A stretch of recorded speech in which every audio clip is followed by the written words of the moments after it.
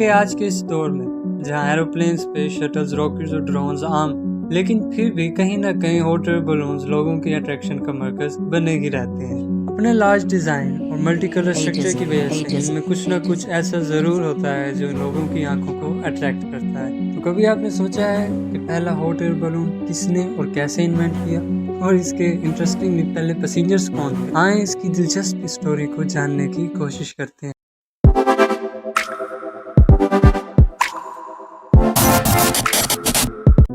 Late 70s میں جب لوگوں کا خواب تھا اڑنے کے صرف دو ہی طریقے بتائے جاتے تھے۔ پہلا یہ کہ کچھ ایسا کیا جائے کہ ہوا سے بھی ہلکے ہو جائیں، اور دوسرا یہ کہ کسی طرح اتنی فورس پروڈیوس کریں کہ ارتھ کی گریویٹیشنل فورس کو بیٹ کر جائے۔ لیکن ایسا ہوگا کیسے، کسی کو معلوم نہیں تھا۔ لیکن پھر کچھ ایسا ہوا جس کی وجہ سے آج ہم اڑتے ہیں۔ 4 جون 1783 کا ایک کھیل کھلاتا تھا کہ جب جوسف کی بیوی نے اسے ڈیوٹی دی کہ تم نے کچن میں موجود کلن کی سموک کے تھرو اس کے کپڑے ڈرائی کرنے ہیں۔ اب اس نے ایسا ہی کیا۔ اتنی دیر میں اس نے نوٹس کیا کہ کپڑے بار بار اڑ رہے تھے۔ اس نے جلدی سے اپنے بھائی جیکو کو بلایا۔ اب یہ دونوں نوٹس کرنے لگے کہ سموک کی وجہ سے کپڑے بار بار اڑ رہے تھے۔ اب ان کو اس بات کا تو معلوم ہو گیا کہ سموک ٹھنڈی ہوا سے ہلکی ہے، اور یہ کہ یہ سموک ان کو اڑا بھی سکتی ہے۔ اس سے ان کو ایک آئیڈیا ملا کہ کیوں نہ اس سے اڑا جائے۔ تو انہوں نے ایک ایکسپیریمنٹ کرنے کا فیصلہ کیا، جس میں انہوں نے ایک سلک کے بیگ میں سموک کو بھر دیا، اور ایونچولی دیکھتے ہی دیکھتے وہ اڑنے بھی لگا۔ اب یہ دونوں بہت خوش ہو گئے کیونکہ ان کے اڑنے کا خواب اب پورا ہونے لگا تھا۔ اب دوسری بار انہوں نے کچھ بڑا کرنے کا سوچا جس میں کوئی چیزیں بھی رکھی جا سکے۔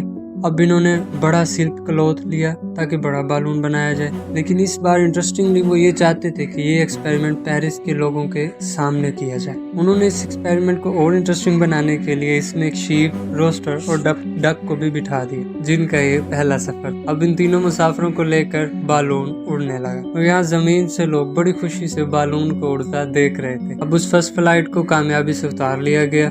اس فرسٹ فلائٹ نے تقریباً 35 فیٹ کا سفر کیا، اور بالون تقریباً 6000 فیٹ کی ہائٹ تک گیا۔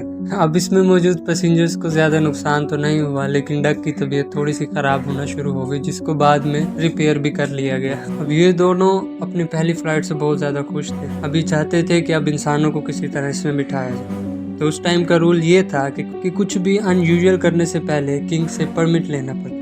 اب وہ پیرس کے کنگ کے پاس پہنچ گئے۔ کنگ ان کی بات سن کر بہت حیران ہوئے اور اجازت دے دی کہ وہ اپنا بالون پبلکلی اڑا سکے۔ ساتھ ہی یہ بھی کہا کہ وہ اپنی لانچ محل کے سامنے کے گراؤنڈ میں سب لوگوں کے سامنے اور ساتھ کنگ کے سامنے کریں۔ اس لانچ کے لیے 21 نومبر کا دن رکھا گیا۔ اب 21 نومبر کا دن آ گیا۔ اب کرنا کیا تھا؟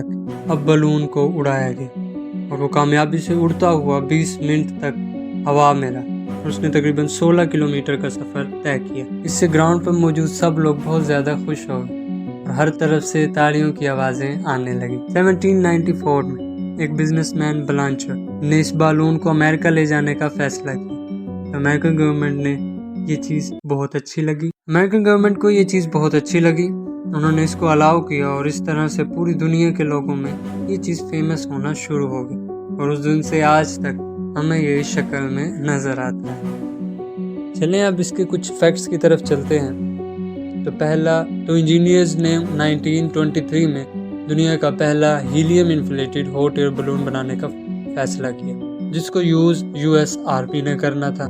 اس کا نام ایئر شپ USS شیناڈووا رکھا گیا۔ اب یہ بات ہے 1923 میں۔ اب 1925 میں اس کے ساتھ ایک حادثہ پیش آیا۔ ایویشن ہسٹری کا سب سے بڑا حادثہ سمجھا جاتا ہے۔ شیناڈووا میں اچانک آگ بھڑک اٹھی، اور وہ دیکھتے ہی دیکھتے 62,000 فیٹ سے 21,000 فیٹ کی ہائٹ پر پہنچ گیا، اور کچھ ہی دیر میں پورا کا پورا ایئر شپ زمین میں جا لگا، جس سے ایک اور برسٹ دیکھنے کو ملا جو کہ پہلے سے بھی زیادہ خطرناک تھا۔ اس سے 43 کریو ممبر میں سے 23 موقع پر ہی جان بحق ہو گئے، اور باقی بچنے والے کہیں نہ کہیں چھپ، جس کی وجہ سے وہ اپنی جان بچانے میں کامیاب ہو گئے۔ اب بچنے والے اتنے ان لکی تھے کہ جو اس حادثے سے بچ گئے وہ بعد میں ایکرون ایئر شپ کے حادثے میں مارے گئے، جو کہ اٹلانٹک اوشن میں سنک ہوا تھا۔ دو حادثوں نے پوری ایئر شپ ایویشن کو ہلا کر رکھ دیا، اور اس کے بعد سے ایئر شپس کو ہمیشہ کے لیے بند کر دیا گیا۔ اس وجہ سے آج ہمیں کہیں بھی ایئر شپس دیکھنے کو نہیں ملتی۔ تاہم ایئر شپ شیناڈوہا کے حادثے کی وجہ ہارش ویدر بتائی جاتی ہے، کیونکہ ویدر بہت گرم تھا اور ہیلیم گرم ویدر میں سروائیو نہیں کر سکتا۔ اسی ہارش ویدر کو دیکھتے ہوئے فلائٹ کو کتنی ہی بار ڈیلے کر دیا گیا تھا اور کتنی ہی بار وہ کینسلیشن کا شکار بھی ہو چکی تھی۔ فلائٹ کو پہلے بھی بہت زیادہ ڈیلے کر چکے تھے، اس لیے ایویشن نے یہ فیصلہ کیا کہ کیوں نہ اس کو اڑایا جائے۔ لیکن جب اسے ہوا میں لے کے جایا گیا اور گرم ہوا نے ہیلیم کے ساتھ کانٹیکٹ کیا تو اس میں بہت بڑا ایک کمبشن دیکھنے کو ملا، جس سے پورا جہاز کچھ ہی لمحوں میں زمیں بوس ہو، اور یہ ایویشن انڈسٹری کا سب سے دردناک اور سب سے بڑا حادثہ مانا جاتا ہے۔ اگر آپ کو ہماری یہ ایفرٹ اچھی لگی ہو تو لائک، سبسکرائب اور شیئر کرنا نہ بھولیے گا۔ ملتے ہیں اگلی ایک اچھی سی اور شاندار سی ویڈیو میں، تب تک کے لیے اللہ حافظ۔